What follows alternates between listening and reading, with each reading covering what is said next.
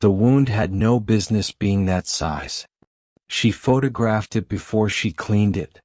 In 14 years she had never done that. Brynn Ashe stood over the gurney in the trauma bay with her camera in her hand and the fluorescent lights humming their 2 a.m. hum above her, and looked at what search and rescue had brought in off a logging road 40 kilometers north of the nearest settlement. A bite. She was certain of that in the first 10 seconds.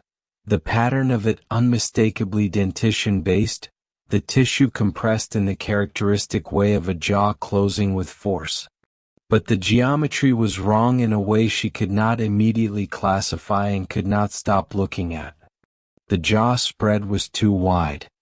Not slightly. Significantly, beyond the range of any predator she could place in this region or any region she had worked in. The pressure distribution showed a compression pattern inconsistent with predatory attack. It was closer to a grip. Controlled and deliberate, applied with a precision that predators did not use because predators did not need precision. They needed force. Whatever made this wound had used both, and the combination of the two was what kept her hand on the camera rather than the saline.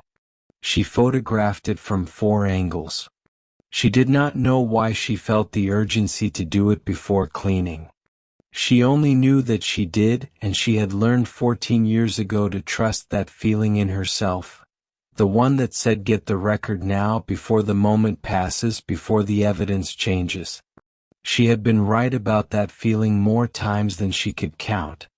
She did not know yet how right she was about it this time. She put the camera down and picked up the saline and began to work. The man on the gurney was large in a way that took a moment to fully register. Not tall, broad, dense, built with a distribution of mass that she could not immediately categorize, as if the weight of him was settled differently from how a man his size should carry it. His skin was weathered dark from sustained outdoor exposure, the kind of weathering that came from living outside rather than working outside, years of cold and wind and rain absorbed into the surface of him. His hair was dark and growing long and untracked at the back of his neck. His hands, resting flat at his sides on the gurney, were large and knuckle-heavy with old scarring across the backs of both. Not from any single incident but accumulated, the damage of a body that had been used in ways that left their record on the skin. She was aware of all of this the way she was always aware of patients. Peripherally, professionally, the assessment running beneath the work without interrupting it. She was focused on the wound when he opened his eyes. She felt it before she saw it. A shift in the quality of the room, the particular way a space changes when something in it moves from one state to another. She looked up. His eyes were amber at the center. Not brown, amber, the color shifting towards something closer to gold at the outer edge, catching the trauma bay's fluorescent light at an angle that did not match the fluorescence above him. It produced a color that registered as wrong in some pre-verbal part of her brain before her conscious mind had caught up with the observation. He was looking at the ceiling. Not at her. His gaze was fixed on a point above him with the quality of someone who had been awake for some time and had simply been waiting. "Draven Cray," she said. Not a question. He moved his eyes from the ceiling to her face. The movement was slow and deliberate, the way something moves when it has decided to move rather than when it is startled into it. "Yes," he said. His voice was low, unhurried. The voice of someone who had spent long periods without speaking to anyone and had lost the instinct to fill silence with anything that wasn't necessary. "Do you know what bit you?" Pause. Not a searching pause. A selecting pause. The difference was legible to her. She had spent 14 years listening to patients answer questions, and she knew the difference between a person looking for the right words and a person choosing which words to offer. "No," he said. She held his gaze for a moment. His amber eyes on her face, steady, giving her exactly what she had asked for and nothing adjacent to it. Then she went back to the wound. "What were you doing on that road?" she asked. "Route 9. 40 kilometers out. 2 in the morning." The same pause. "Selecting. Walking," he said. She did not respond to that. She finished cleaning the wound, assessed the depth. Significant but not critical, single application of force, no tearing consistent with a sustained attack. Applied the dressing and started the antibiotic course. She ordered the standard blood panel. She ran his admission vitals while the nurse documented. Heart rate 61, blood pressure 117/74, temperature 37.1, oxygen saturation 98%. Everything within normal range. Everything exactly where it should be. She admitted him to the ward. Room 4. End of the corridor, furthest from the nursing station. She told herself it was standard protocol. She went back to her desk. The trauma bay was quiet. The search and rescue team had gone. The monitor feed from room 4 was visible on her display. Heart rate steady, oxygen steady, all readings nominal. She opened his admission file. Name Draven Cray. Address: a post office box 4 hours north. Next of kin: none listed. Medical history: nothing on file in any system she could access. Emergency contact: none. She sat with that for a moment. A post office box. No next of kin. No medical history anywhere in the system. A logging road at 2 a.m. A wound that matched nothing she had ever treated. She opened her notebook to a fresh page. She wrote the date, the time, his name. Then she opened the photographs on her camera and looked at the wound, the geometry of it, the jaw spread, the compression pattern, and she looked at it for a long time in the fluorescent hum of a hospital that was maintaining itself around her in the absence of anyone who needed it. She wrote one line. The wound does not match. The man does not match. She underlined both sentences. She pressed the pen harder than she needed to. She looked at the display showing room 4. Heart rate 61. She looked at the photograph. She looked back at the display. Then she got up and walked to the end of the corridor. She did this 4 times before the end of her shift, stood in the doorway of room 4 and looked at Draven Cray in the low ward light. Each time he appeared to sleep, eyes closed, breathing slow, body completely still, not the unconscious repositioning that sleeping bodies performed. He lay on his back with his hands flat at his sides and his breathing in a rhythm so controlled and so regular that she found herself counting the intervals between breaths because the intervals were identical. Not the rhythm of sleep. The rhythm of regulation. She told herself it was the medication. She went back to her desk. At exactly 3 a.m. the quality of the ward changed. She felt it before she heard anything. A subtle shift in the ambient sound of the building, that specific alteration a space undergoes when something in it moves from one state to another. She looked at the display. Room 4, all readings nominal. Heart rate 61. She got up anyway. She walked to the end of the corridor and stood in the doorway of room 4. Draven Cray was sitting upright in his bed. Lights off. Ward dark except for the thin line of corridor light beneath the door. He was sitting completely upright, not propped against the headboard, not leaning, upright with a quality of stillness that made her stop in the doorway without deciding to. His eyes were open. His hands were flat on the bed beside him. He was facing north. She registered this before she understood why she was registering it. Her internal compass placing his orientation automatically before her conscious mind processed the observation. He was not looking at her. He was not looking at anything that existed inside the room. His amber eyes were open and forward and fixed on a distance the wall could not contain. His chest rose and fell in that identical rhythm.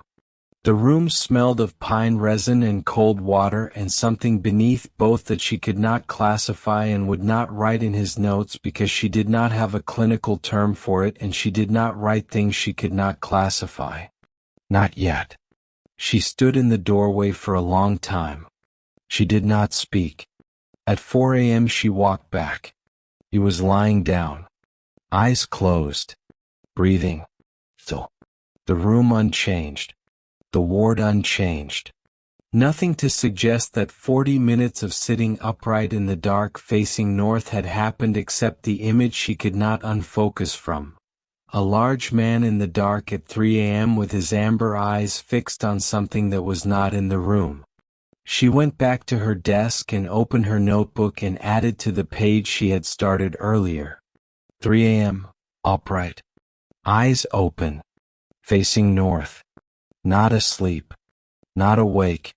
Breathing controlled and identical. 4 a.m. Lying down. Eyes closed. She looked at what she had written. Then she added one more line beneath it, pressing the pen hard enough to indent the page below. Tomorrow I pull the camera footage. She sat with the display showing room 4 until the day shift arrived. Heart rate 61. The same 61 it had been at admission. Not 62, not 60. 61. As if whatever was happening inside Draven Cray's body was managing itself with a precision that had nothing to do with recovery.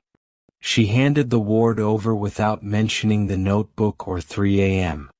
She went to the on-call room and lay down on the narrow bed and looked at the ceiling and thought about a wound that matched nothing and a man who selected his answers and the specific smell of pine resin and cold water in a hospital room that had no window. She did not close her eyes. Through the wall, somewhere at the end of the corridor in room 4, Draven Cray lay still in his bed with his hands flat at his sides. Beneath the dressing on his left forearm, the tissue was already doing something that would be visible by morning and impossible to explain by the morning after. The wound was already closing. She did not know this yet. By morning she would. The wound was a scar by evening. Not healing toward a scar. A scar, the tissue closed and the skin above it already smoothing, the angry red of fresh closure fading to something quieter, something that looked less like a wound from this morning and more like a wound from several weeks ago. Brynn stood at Draven Cray's bedside on the afternoon of day 2 and looked at his forearm and looked at the photograph on her camera from the first night and held both in her mind simultaneously and felt the specific discomfort of a person whose framework for what is possible is being quietly dismantled. She had cleaned the wound herself. She had dressed it herself. She had seen it clearly in the trauma-based fluorescent light. The depth of it, the tissue damage, the compression pattern that had no classification. A wound like that did not close in 18 hours. A wound like that did not begin to scar in 18 hours. She knew the biology of wound closure the way she knew everything she needed to know to do her job, which was precisely and completely, and what was on Draven Cray's forearm right now was not consistent with the biology of wound closure. She photographed it again. She put the first photograph beside the second on her camera's display. Day 1 and day 2. She looked at them for a long time. Then she picked up her pen and opened her notebook. She measured his grip strength first. Standard protocol follow-up, she told herself, nothing outside procedure. She pressed the dynamometer into his right hand and asked him to squeeze and recorded the reading. Upper threshold of normal for a man his size. She noted it. She moved to the left hand. Same reading. She noted it. She put the dynamometer back in her coat pocket and wrote both numbers in her notebook beside the admission measurements she had taken the previous night. The numbers were higher than admission. Not dramatically, not the kind of increase that would flag on a standard assessment. The kind of increase that was only visible if you were comparing today's numbers directly to yesterday's. The kind of increase that meant something was happening in Draven Cray's body that was making it stronger rather than weaker, which was not what bodies did in the 48 hours following a significant wound. She checked his heart rate from the display. 58. She looked at the admission reading in her notebook. 61. She checked the display again. 58. 3 beats per minute in 24 hours. On its own it meant nothing. Heart rate fluctuated, resting rates varied, a single measurement told you almost nothing. But she wrote it down anyway beside the grip strength numbers because she was building something and she did not yet know what it was, and the only way to find out was to keep recording every detail until the shape of it became visible. "How are you feeling?" she asked him. Draven Cray looked at her from the bed, his amber eyes catching the afternoon light through the ward's single window at that angle she still could not account for. "Fine," he said. "Any pain at the wound site?" He looked at his forearm, then back at her. "No," he said. She held his gaze for a moment. He gave it back to her with the same minimal accuracy he had used for every question since admission. Exactly what was asked, nothing adjacent, the cooperation of someone who had decided to cooperate and was performing it carefully. "Your wound is closing faster than it should," she said. He did not respond to that. "Significantly faster," she said.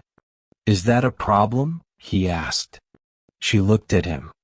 His face was calm. His hands were flat on the bed beside him. His amber eyes were on her face with that quality of attention that was not quite the attention of a patient listening to a clinical update. Too still, too focused, the attention of something that was measuring rather than receiving. "I don't know yet," she said honestly. She went back to her desk. She pulled up the ward camera access codes and spent 20 minutes navigating the hospital's system until she found the footage she needed. She pulled the previous night, room 4, 2 a.m. to 5 a.m. She opened it on her laptop with the screen angled away from the corridor and watched it at her desk with her notebook open beside her. The footage showed a standard hospital room at night. Bed, monitor, the thin line of corridor light beneath the door. Draven Cray lying still in the bed. The timestamp in the corner counting forward in the silence of the ward. At 3 a.m. exactly, not 2:58, not 3:02, exactly 3 o'clock, he sat up. She watched it happen. The movement was not the gradual surfacing of someone waking from sleep, the slow repositioning, the hand going to the face, the eyes blinking against the dark. It was immediate and complete. One moment lying down, the next sitting upright, as if the transition between the two states had been instantaneous. He sat with his hands flat on the bed beside him and his eyes open and his face forward, oriented north the way she had seen him oriented when she had stood in the doorway. The timestamp counted forward. He did not move. 3:01 a.m., still. 3:10 a.m., still. 3:20 a.m., still. 3:30 a.m., still. She watched the full 40 minutes without looking away. He did not shift his weight. He did not adjust his position. He did not look at the door or the monitor or anywhere in the room. He sat upright in the dark and faced north, and his chest rose and fell in that identical rhythm, and the timestamp counted forward and nothing else happened. At 4 a.m. exactly he lay back down. The same immediacy as before. Upright, then horizontal, the transition between the two states with no intermediate movement. His eyes closed. His breathing continued its identical rhythm. She paused the footage. She sat at her desk in the fluorescent hum of the corridor and looked at the paused image on her laptop. Draven Cray lying in the dark of room 4 at 4 a.m., eyes closed, hands flat, the monitor beside him showing a heart rate that had not changed by a single beat across the entire 40 minutes of sitting upright in the dark. She rewound to 3 a.m. She watched it again. Then she opened her notebook and added to the page she had been building since the first night. Day 2. Wound status, Scar. Closure rate inconsistent with normal biology, significantly faster than documented parameters. Grip strength, increased from admission. Heart rate, 58, down from 61. Camera footage night 1. 3 a.m. upright, 4 a.m. down. 40 minutes. No deviation. Heart rate during episode, unchanged. She looked at the list. She thought about the appetite report the day nurse had flagged before handover. Draven Cray had refused the hospital's standard meal and requested something different. Raw protein. Dense, unprocessed, the kind of food that was not on the hospital kitchen's standard menu and had required a call to the duty manager to source. He had eaten it without comment and requested the same for the following morning. She added that to the list. She picked up her pen. She drew a line beneath everything she had written. She wrote one line below it. What are you? She looked at the question for a moment. Then she crossed it out because it was not a clinical observation and she did not write things in her notebook that were not clinical observations. But the question stayed. She pulled the second night's footage. 3 a.m. exactly. Upright. Facing north. 40 minutes. 4 a.m. down. Identical to the night before. Not similar. Identical. The same timestamp, the same duration, the same orientation. As if it were not a behavior but a schedule.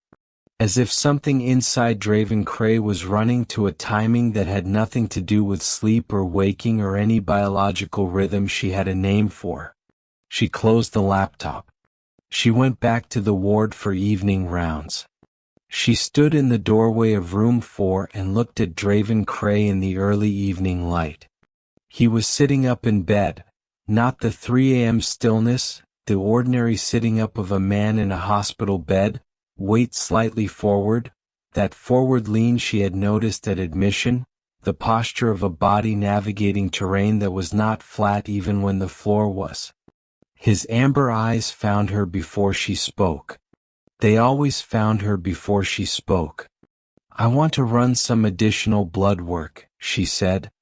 He looked at her. Selecting. Why? He asked. Your recovery is unusual, she said. I want to understand it better. Pause. Longer than the previous ones. Something being weighed rather than selected. All right, he said. She drew the blood herself that evening. She labeled the vials and sent them to the lab with a priority flag requesting cellular regeneration rates, hormonal levels, and the specific indicators of physiological stress that a body undergoing rapid change would produce. Outside the ward window, the northern sky was darkening toward night. In room 4 at the end of the corridor, Draven Cray sat in his bed with his amber eyes on the window and his hands flat on the bed beside him and waited, with the patience of something that had been waiting a long time already, for 3 a.m. The wound was gone by morning. Not a scar. Gone. The skin on his left forearm smooth and unmarked, the color of it consistent with the surrounding tissue. No residual inflammation, no subcutaneous bruising, no indication that anything had ever been there.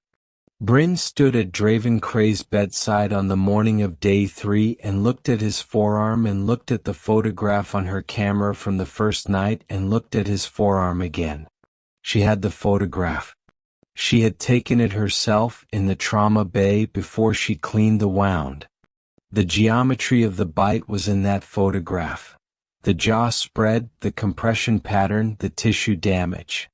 She had taken it because something told her to take it before it changed. Something had been right about that. She photographed his forearm now. Unmarked skin. No wound. No scar. No evidence. She put both photographs side by side on her camera's display. Night 1. A wound that matched nothing. Day 3. Unmarked skin. She stood at his bedside for a long time.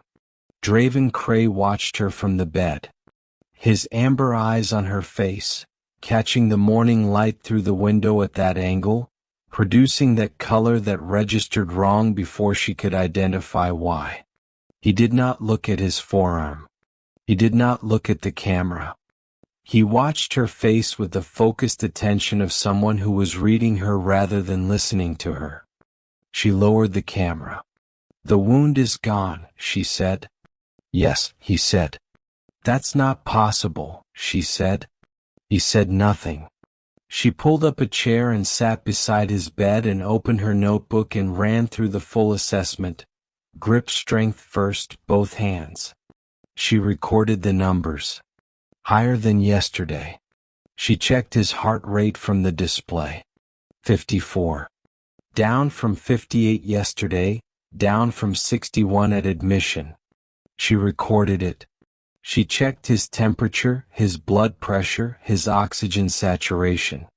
All nominal by standard metrics. All moving in directions that were not consistent with a body recovering from a wound. A body recovering from a wound got weaker before it got stronger. It ran a low fever as the immune system worked. It showed elevated inflammatory markers. It consumed energy for repair, and the repair showed in the numbers. Slower, more effortful, the body directing resources toward healing. Draven Cray's body was not doing any of that. His body was getting stronger. His heart rate was dropping toward the lower end of what she would classify as athletic resting range. His grip was increasing. His temperature was below normal, not dangerously but consistently, 1 point below normal since admission and holding there as if 1 point below normal was where his thermostat was set. She wrote all of it in the notebook. The numbers in sequence, day 1 to day 3, the progression visible as a column of figures that moved in a single direction and did not waver. The blood work came back, she said. He waited. Your cellular regeneration markers are elevated. Significantly. She looked at her notebook rather than at him because she wanted to give the numbers the weight they deserved without watching his face while she gave them. The rate of cellular repair your body is running right now is outside the documented range for human physiology. It's outside the documented range for any physiology I have a reference for. She looked up. His amber eyes on her face. So, not surprised. Not concerned. Not performing the reaction of a man receiving information that should concern him, because the information did not concern him, because the information was not new to him. Does that happen to you often? She asked. Pause. The selecting pause. I heal quickly, he said. This is not healing quickly, she said. This is something else. He looked at the window. The northern sky through the glass, gray and flat and cold. He looked at it for a moment with the same quality of attention he gave everything. Total, still, as if looking were something he did completely rather than casually. I'd like to be discharged, he said. She looked at him. She had known this was coming. She had been aware of it the way she was aware of things she could not stop. The knowledge sitting in her peripheral vision since the first night, growing clearer each time she added a number to the notebook page. I'd like to keep you for observation, she said. For what reason? She opened her mouth and closed it. He was right to ask.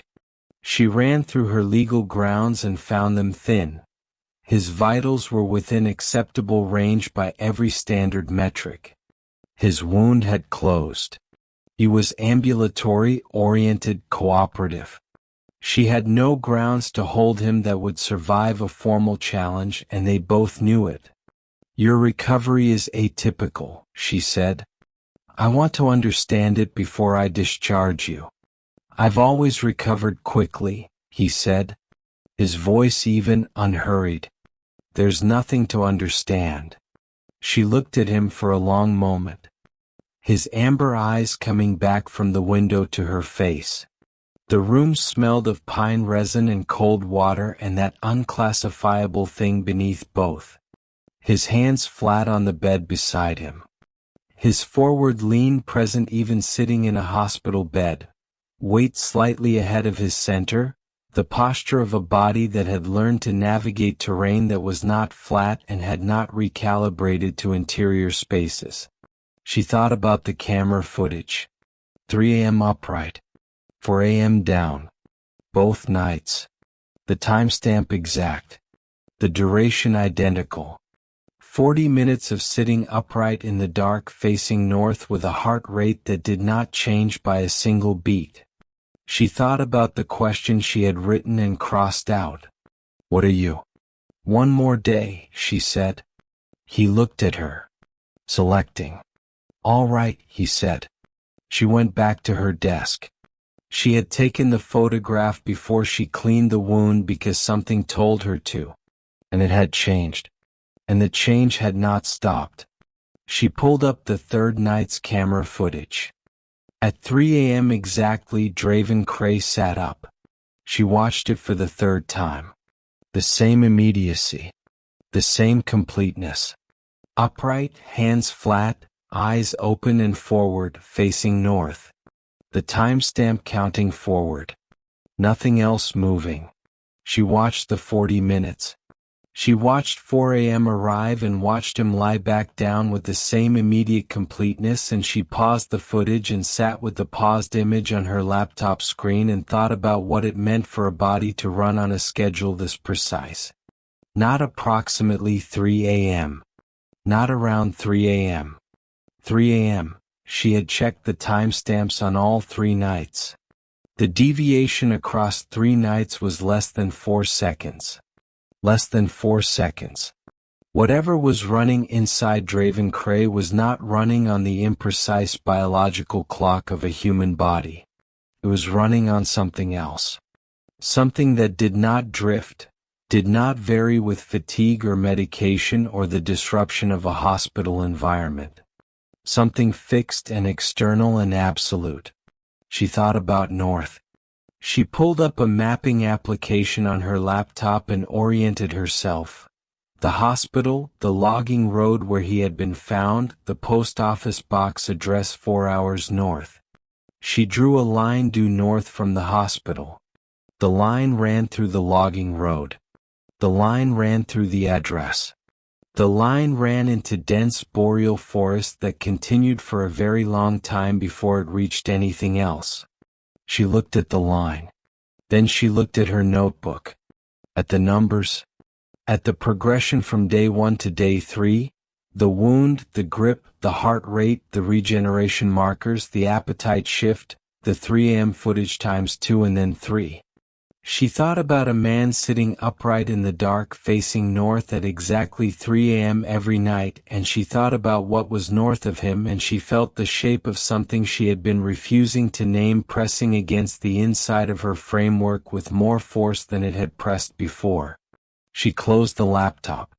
She stood in the doorway of room 4, Draven Cray in the afternoon light, amber eyes finding her before she spoke. Left forearm smooth and unmarked where 2 nights ago she had photographed a wound that should have taken 3 weeks to close. He looked at her. She looked at him. Neither said anything. "Tomorrow," she said. He nodded once, confirming something to himself rather than agreeing with her. She turned to a fresh page and wrote, "Day 4. He will ask to be discharged. I have no grounds to hold him. What do I do when he walks out?" She looked at the question. Then she wrote the answer beneath it, slowly, the way she wrote things she had decided rather than things she was still working out. I follow him. Outside the ward window the northern sky was darkening again. Through the wall at the end of the corridor, in room 4, Draven Cray sat in his bed and waited for the hour that came for him every night at exactly the same time, with a patience that did not belong to a man recovering in a hospital and a stillness that did not belong to anything she had treated in 14 years. The timestamp was already counting toward 3 a.m. It was always counting toward 3 a.m. He asked to be discharged at 9 a.m. Brynn had been at her desk since 6, which was not unusual, and had been looking at her notebook since 6, which was. She had read the page she had been building for 3 days 4 times before the day shift arrived and had added nothing to it because there was nothing left to add. The page was complete. The picture it made was complete. She just did not yet have the language to describe what the picture was of. She heard him before she saw him. The particular sound of a hospital room being vacated, the unhurried efficiency of a man who had packed nothing because he had arrived with nothing and was leaving the same way. She looked up from her desk as he appeared at the end of the corridor. He was dressed in the clothes he had been found in. Dark canvas work trousers shaped by long use. A heavy wool jacket the color of bark, worn to the point of being shaped by his body rather than simply covering it. He moved down the corridor with that forward lean, weight slightly ahead of his feet, each step carrying the quiet assurance of someone navigating terrain that was more difficult than a hospital corridor, and he stopped at her desk with his hands at his sides and his amber eyes on her face. "I'd like to be discharged," he said. She looked at him. She had spent the last hour constructing and dismantling arguments for keeping him, grounds that would hold, grounds that would not, grounds that existed only if she was willing to document the footage and the timestamps and the cellular regeneration markers in a formal report and present them to a colleague and ask that colleague to look at the numbers and tell her if they saw what she saw. She had not done that. She had not done that because she did not know what happened to Draven Cray if she did that, what process she put in motion, what doors she opened, what she could not take back once she had formally documented what she had been informally documenting for 3 days. And she did not know enough yet. She needed more before she handed this to anyone who would handle it in ways she could not control. She needed the forest north of the post office box address. She needed to see what was there before anyone else did. She processed his discharge. It took 40 minutes. The paperwork, the formal sign-off, the standard discharge instructions she delivered with the professional efficiency of someone performing a routine she had performed hundreds of times. She watched him receive the instructions with his selecting attention, giving her exactly what the situation required, his amber eyes on her face throughout and his hands flat at his sides and his body completely still in the way it was always completely still when it was not in motion. She shook his hand at the discharge desk. His grip was not a greeting. It was a measurement, a brief, controlled application of pressure that told her something about the hand delivering it and was gone before she had fully registered it. She felt it for 20 minutes afterward. She wrote the sensation in her notebook when she got back to her desk. Grip on discharge, controlled pressure, brief, deliberate. Not a social gesture.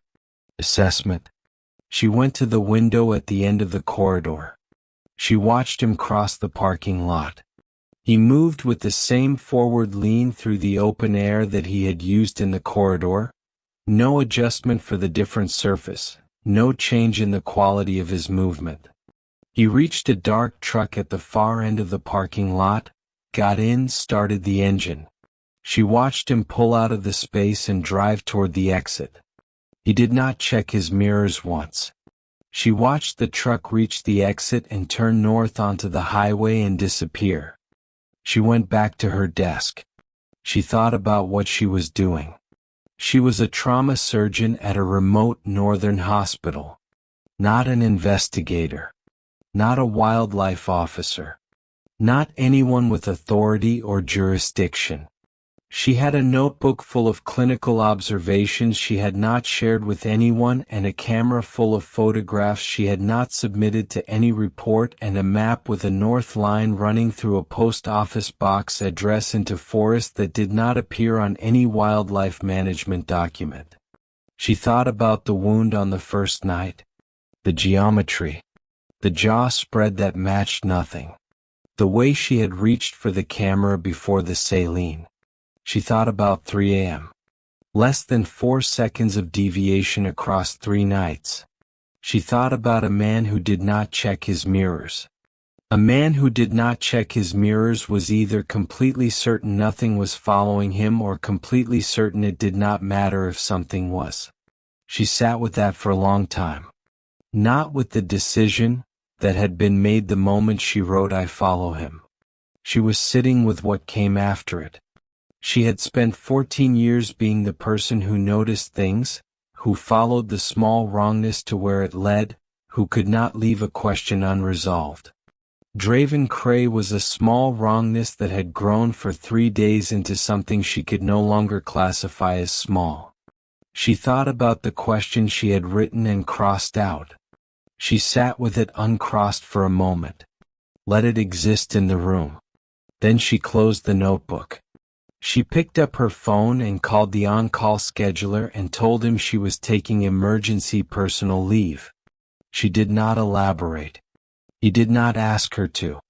She had not taken a single personal leave day in the 3 years she had been at this hospital, and she had approximately enough accumulated to be gone for 2 months, and she was taking 1 night. She checked her field pack. Water, food for 24 hours, headlamp, first aid, her notebook, her camera. She wrote the coordinates of the post office box address on the inside cover.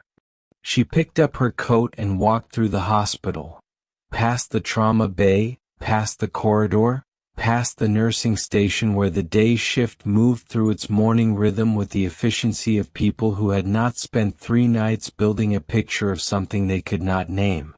She pushed through the door into the gray northern air. The parking lot was quiet. The highway beyond it empty in both directions. The sky above, flat, cold, the specific gray of a northern sky that was not going to offer anything warmer for the foreseeable future. She got in her truck and sat for a moment with the engine off and looked north through the windshield. The highway ran north into the distance and disappeared into forest and did not reappear. She started the engine. She drove north. She did not check her mirrors. Not because she was certain nothing was following her. Because she had made her decision and looking back was not part of it anymore. The notebook was on the seat beside her, open to the page with the coordinates. The camera was in her field pack on the passenger floor. The highway ran north through the flat gray morning, and the forest on both sides of it was old and dense and pressed against the road's edges as if it had been there since before the road and would be thereafter. 4 hours. She drove and did not think about what she was doing in the terms that would have made her stop. She thought in the terms that had always worked for her. The terms of the evidence, the terms of the picture the evidence made, the terms of the question that the picture raised, and that she was driving north to answer because she was constitutionally unable to leave a question unresolved. The wound does not match. The man does not match. Find out what they match. The highway ran north. The forest pressed in on both sides. The gray sky held its gray. And somewhere ahead of her, for hours north, a dark truck was moving in the same direction at a pace she could not see but could calculate, and the man inside it was not checking his mirrors either, and the forest was waiting for both of them with the patience of something that had been waiting for a very long time and had learned that things arrived eventually if you simply remained. The rain came an hour into the drive. Not gradually, it arrived the way northern rain arrived, all at once, the sky making a decision and committing to it without warning.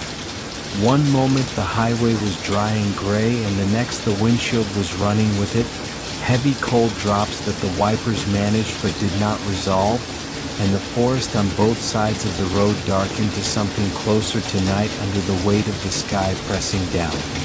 Brynn turned the wipers up and kept driving. She had passed the last settlement 40 minutes ago, a cluster of buildings that constituted a town in this part of the country, a gas station and a general store, and a row of houses that looked as if they had been placed there by someone who had run out of reasons to go further and had simply stopped. She had stopped for fuel and looked at the highway continuing north and gotten back in the truck. North of the settlement the forest closed in. Not gradually, the same decisive quality as the rain, the trees simply deciding to press against the road's edges and commit to it. Black spruce and tamarack packed so tightly on both sides that the highway felt less like a road through a forest and more like a gap the forest had temporarily permitted. The canopy above was high and dense, and in the rain it was dark enough that her headlights had come on automatically 20 minutes ago. She kept her eyes on the road and thought about the numbers. Heart rate 61 at admission. 58 on day 2. 54 on day 3. Grip strength climbing. Wound closed in 3 days and gone by the morning of day 3. The cellular regeneration markers elevated in the way of transformation. The body running a program that was not repair but renovation. She had thought it and not written it because it was a conclusion and she was not ready to write it yet. She needed the forest first. The coordinates in the inside cover of her notebook brought her to the turn 3 hours and 40 minutes after she had left the hospital. An unmarked track running west off the highway into the trees, barely visible from the road, easy to miss if you did not know it was there, the kind of track that existed because someone had driven it enough times to make it rather than because anyone had built it. The vegetation at the track's edge was compressed on both sides. It had been used recently. She turned onto it. The rain was heavier now. Her headlights in the rain and the trees pressing in on both sides and the track narrowing as it went deeper. Less a road than a suggestion of 1-2 compressed lines through undergrowth that had been growing back for some time. She drove carefully. The truck moved over root systems and soft ground and through sections where the track dipped into shallow drainage channels that the rain had turned to mud. She drove for 6 kilometers. The track ended at a tree line, not at a structure, not at a property. At a wall of old-growth forest, black spruce and tamarack so tightly packed that her headlights showed her only the first row of trunks and the dark beyond them. The track simply stopped here at this tree line, as if whoever had made it had driven to this point and then proceeded differently. She sat in the truck with the engine running and the rain on the roof and her headlights on the tree line and looked at the dark between the trees. The rain drummed against the cab with that specific northern insistence.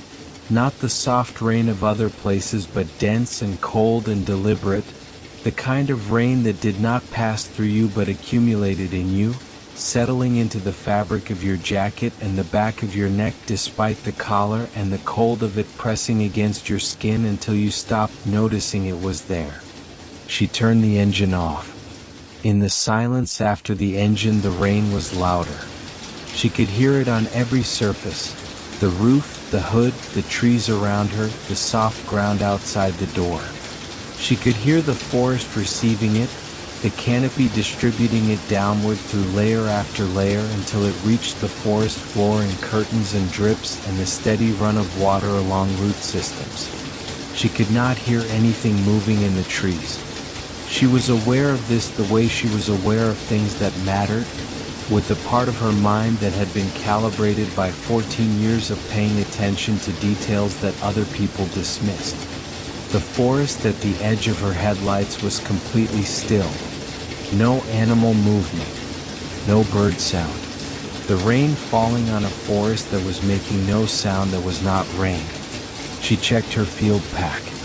Water. Food. Headlamp. First aid. Notebook.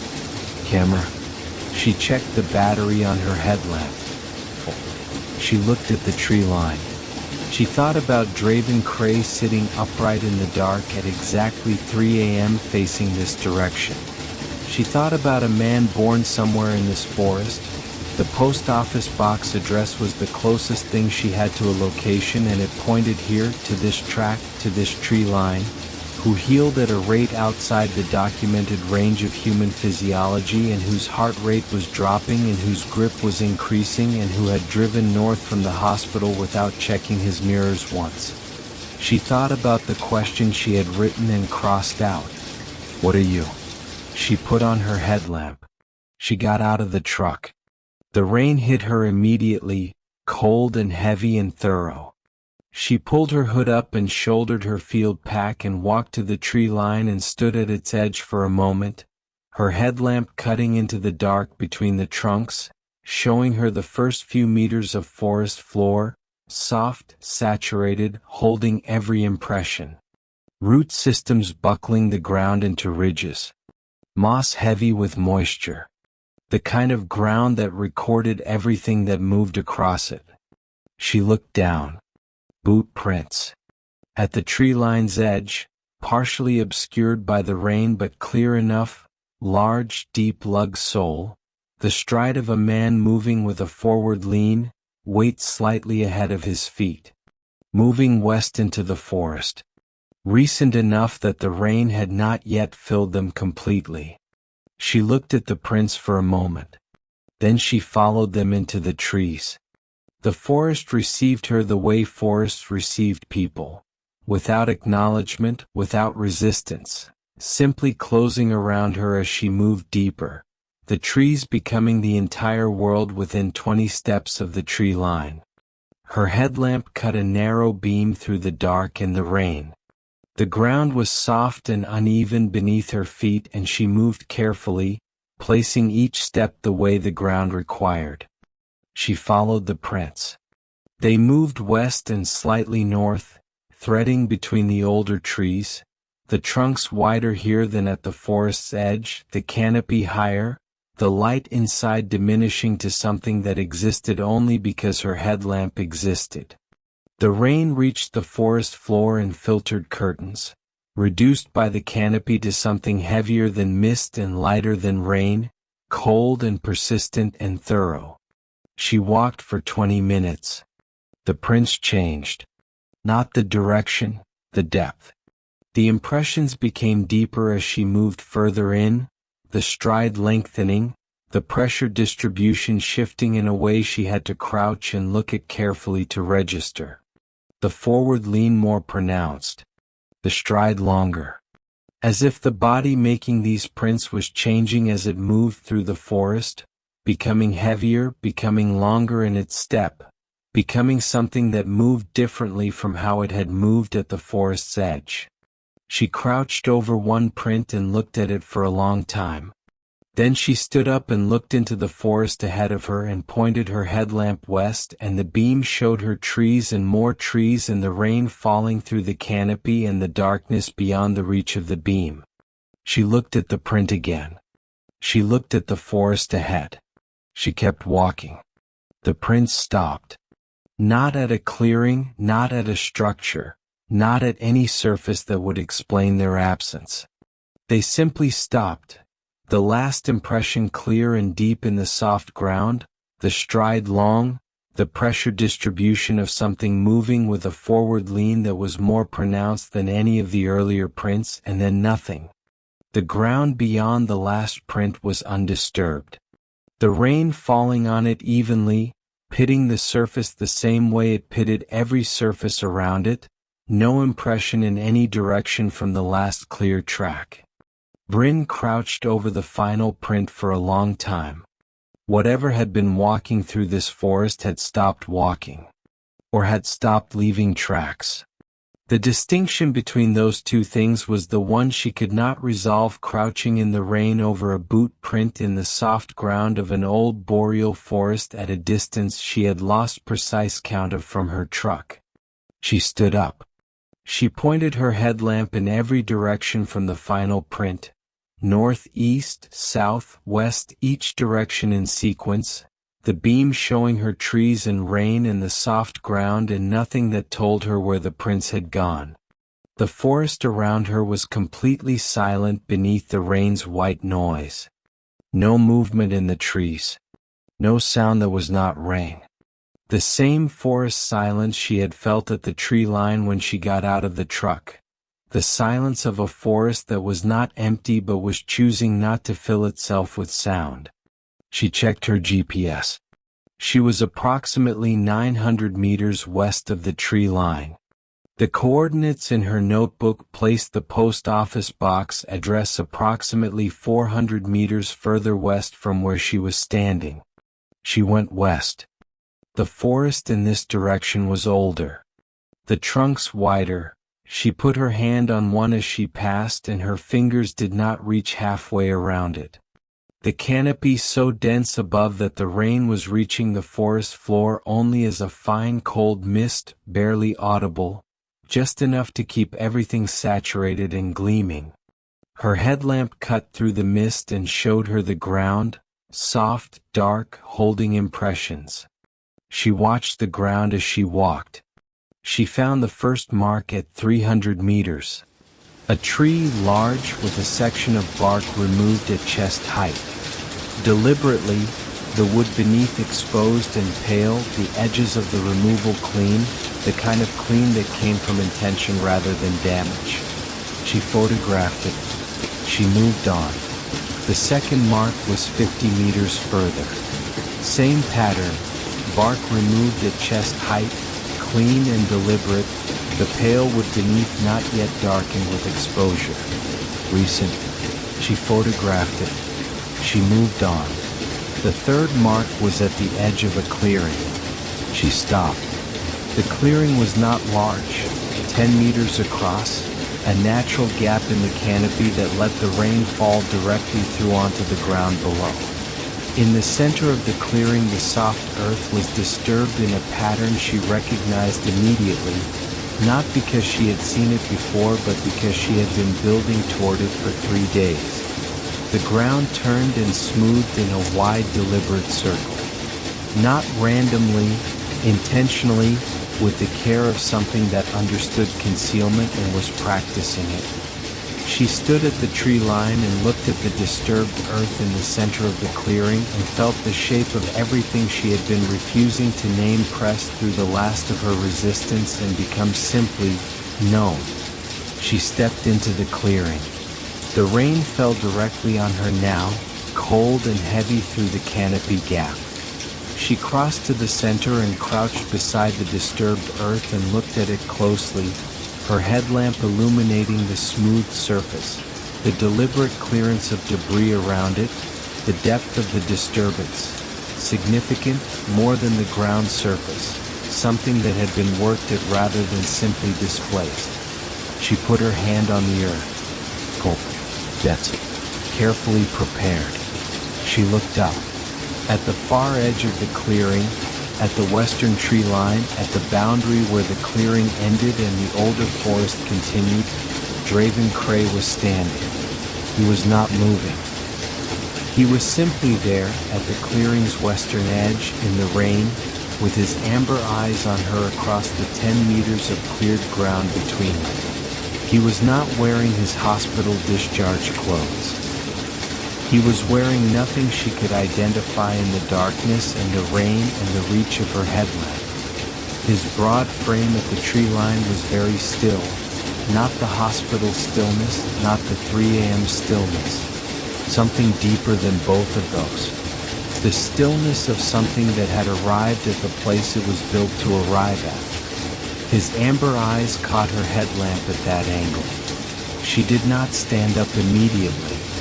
She stayed crouched beside the disturbed earth with her hand flat on the cold, dense surface, and she looked at him across the clearing and thought about the wound on the first night and the photograph she had taken before the saline and the timestamps and the cellular regeneration markers and the boot prints that had stopped in the forest behind her, and she let all of it arrive at its conclusion without fighting it.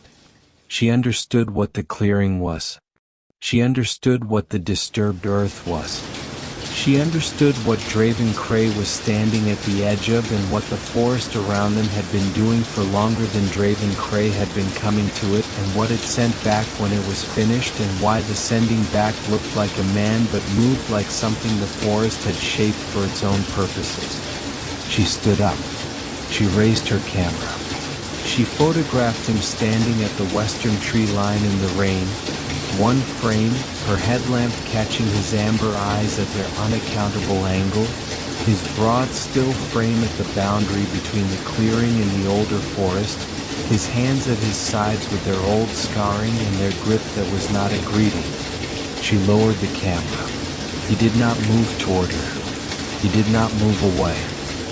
He simply stood at the tree line and looked at her with those amber eyes, and the rain came down between them and the forest was completely silent beneath it, and she understood that she had been brought here the same way the evidence had always brought her. Not forced, not threatened, led, one detail at a time, from the wound on the first night to this clearing in this forest in this rain. She was the right person to find this. She was the only person who would have followed the numbers to where the numbers pointed. She turned east and walked back through the forest. She did not hurry. The same controlled pace she used in a trauma bay when the situation had moved past the point where hurrying was a useful response. Her headlamp cutting east through the rain in the old trees. Her field pack on her back. Her camera on her neck with the photograph on it. Draven Cray at the western tree line, amber eyes catching the headlamp, broad and still at the boundary between the clearing and the older forest. She had her notebook. She had everything she had documented since the first night. The wound, the timestamps, the numbers, the regeneration markers, the map with the north line, the photograph from before the saline and the photograph from the clearing. The boot prints that had changed depth and stride as the body, making them move deeper into the forest and became something that moved differently from how it had moved at the edge. She had all of it. She walked east and thought about what she would do with it. Who she would tell. How she would say it. The numbers were real. The photographs were real. The timestamps were real. The clearing was real. She could document all of it and let the evidence make the case the way evidence always made the case when you had enough of it. She walked east through the old trees and the rain came down and the forest made no sound beneath it, and she became aware at some point that something was behind her. Not close. Not moving. Simply present in the forest between her and the tree line. Present without announcement, without urgency, with the patience of something that had been in this place for a very long time. She did not stop. She did not look back. She reached the tree line. She stepped out of the forest. The rain hit her differently in the open, heavier, undiffused by canopy, the full weight of it on her shoulders and hood. She walked to her truck. She got in. She sat for a moment in the silence after the forest with the rain on the roof above her and her notebook on the seat beside her and her camera around her neck, and looked at the tree line in her headlights. The tree line showed her nothing. She started the engine. She drove east on the track toward the highway, the truck moving over root systems and soft ground, the rain heavy on the windshield. She reached the highway and turned south and drove into the gray northern morning with the forest on both sides and her notebook on the seat and everything she had spent 4 days building in it, and the single photograph of Draven Cray standing at the western tree line in the rain with his amber eyes catching the headlamp at their unaccountable angle. She drove south and did not check her mirrors. She reached the hospital at dawn. She went inside through the staff entrance, past the trauma bay, past the corridor, past the nursing station. She went to her desk. She sat down. She opened her notebook. She turned to the page she had been building since the first night and read it from the beginning. The wound. The geometry. The photograph before the saline. The closing rate. The grip. The heart rate. The regeneration markers. The appetite. The footage. The timestamps. Less than 4 seconds of deviation across 3 nights. 3 a.m. exact, 40 minutes, 4 a.m. The map with the north line. The track ending at the tree line. The boot prints changing depth and stride. The marks on the trees. The clearing. The disturbed earth. The photograph from the western tree line. She read it twice. Then she turned to a fresh page and began to write. Not her notebook handwriting. Her report handwriting, the precise neutral clinical language she used when she was writing something that would be read by people who needed the evidence presented without interpretation, who needed the facts laid out in sequence and allowed to make the case themselves. She wrote from the beginning, the admission, the wound, the photograph, the timeline of the wound's closure. She wrote the grip measurements in sequence. She wrote the heart rate measurements in sequence. She wrote the regeneration markers and the lab report reference number. She wrote the footage timestamps. She wrote the appetite documentation. She wrote the map coordinates and the track and the tree line and the boot prints and the marks on the trees and the clearing and what she had found at the clearing center. She wrote it all. She wrote for 2 hours without stopping, the pen pressed into the page with the grip that never fully loosened, the handwriting small and precise and steady the way it had been steady crouching beside the disturbed earth in the rain in the clearing because she was past the point where shaking was a useful response and had been past that point since the first night. When she finished she put the pen down. She looked at what she had written. Then she looked at the display on her desk. Room 4, end of the corridor empty now. The bed made. The monitor off. The room that smelled of pine resin and cold water and something beneath both that she had not been able to classify and had not written in his notes because she did not write things she could not classify. She picked up her camera. She looked at the photograph from the first night, the wound, the geometry, the jaw spread that matched nothing. She looked at the photograph from the clearing, Draven Cray at the western tree line in the rain, amber eyes catching the headlamp, broad and still at the boundary where the clearing ended and the older forest continued. She put both photographs into the report she had written. She labeled them. She dated them.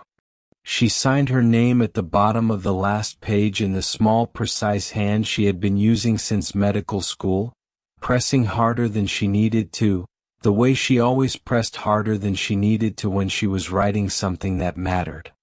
She sat with the report for a moment. Then she picked up her phone. She understood it now. Not completely, not in any way the report could fully contain. But the report had the numbers, the timestamps, the photographs, the clinical observations. And everything else was enough. She looked at the phone in her hand. She looked at the display showing the empty room at the end of the corridor. She looked at the photograph of Draven Cray at the western tree line, his amber eyes catching the headlamp at their unaccountable angle, his broad still frame at the boundary between the clearing and the older forest, his hands at his sides, patient as the oldest trees.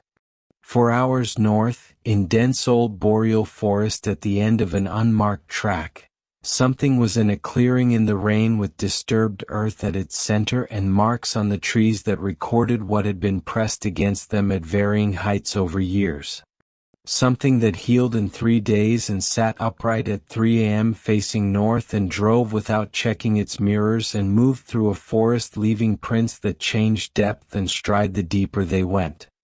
Something that had looked at her across a clearing in the rain with amber eyes that caught her headlamp at an angle no light source in the world could fully account for, and had simply let her walk. She looked at the phone. She pressed call. Outside the hospital, the gray northern morning continued in the flat, cold light of a sky that offered nothing warmer. The forest on the highway's edge stood exactly as it had always stood, patient, dense, older than any record of what lived in it, saying nothing about what it contained because it had never needed to. It was here before anyone came to document it. It would be here after. It always let them walk. It always let them carry what they found back to wherever they came from. What they did with it after that was not the forest's concern. The forest had other things to attend to.